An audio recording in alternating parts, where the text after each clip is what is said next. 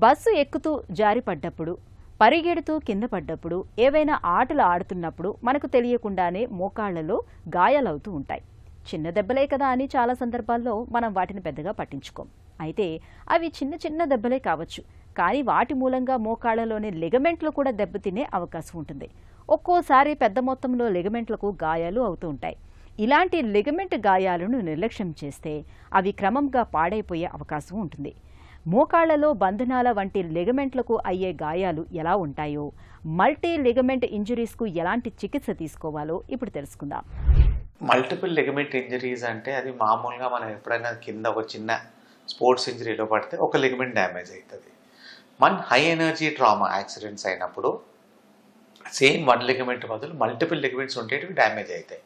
This can occur in the shoulder or most often knee joint or the ankle joints. But మనకు most disability వచ్చేది మన mobile నీ జాయింట్స్లో ఉంటుంది, multiple injury. So నీలో మనకు ఉన్నట్లు చూస్తే మెయిన్లీ లోపల భాగంలో మీడియల్ కొలాటరల్, బయట lateral collateral and front and బ్యాక్లో ఏసీఎల్ అండ్ పీసీఎల్ లిగమెంట్స్ ఉంటాయి. సో ఎప్పుడైనా మనకు road traffic accident more than one ligament damage అయినప్పుడు దాన్ని మల్టిపుల్ లిగమెంట్ ఇంజరీస్ అంటాం.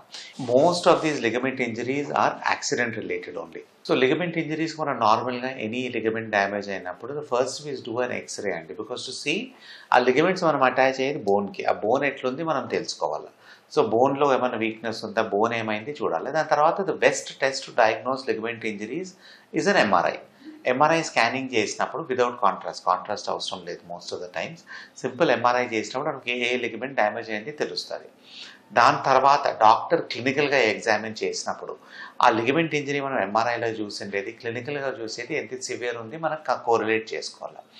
కొన్నిసార్లు ఎంఆర్ఐలో ఎక్కువ ఉన్నా కానీ మనం క్లినికల్గా చూసినప్పుడు అంత అనిపించదు. సో అప్పుడు మనం treatment protocols based on the MRI and the patients recovery and clinical examination బట్టి మనం దాని ట్రీట్మెంట్ ప్రోటోకాల్స్ డిసైడ్ చేయవచ్చు.